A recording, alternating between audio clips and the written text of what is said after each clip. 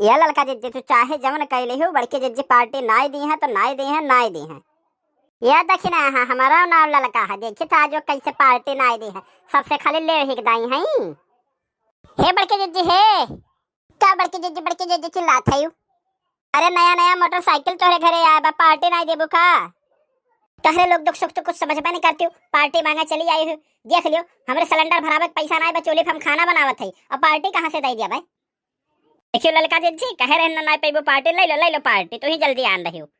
ए बड़के जे चाहे तोरे से रहा या खुश रहा जब तक आज पार्टी ना दे दीबू तब तक तोरे घर से हम हीला बनाई। अच्छा बैठो तू खटिया पे चली हम तोरे लोग का चाय पकौड़ी का पार्टी दे देते बैठो हम लेके आओ थे चाहे होटल पर से लेके आई। अरे देखी ना हाँ बड़के जी कितना दूर चली गई चाहिए पकौड़ी आना है भाई लौटी नहीं। हेलो अब चाय समोसा लाया पी खाई लो लेकिन आइंदा कहूँ ना कि पार्टी ना देहू। अरे बड़के जी लावे में बड़ा लेट कही देहू क्या करी हमरे रुपया रहा नहीं तो कहन समोसा तोरे घर से पिंकीस बनवाई ली और चाहिए ले आई देखी ना घर से तो चाहिए वह बनावे लागन हो गई लेट अब पिंकीस कह रहे समोसा बना के धरे रहे अब वो बना के तैयार के लेके चली आए।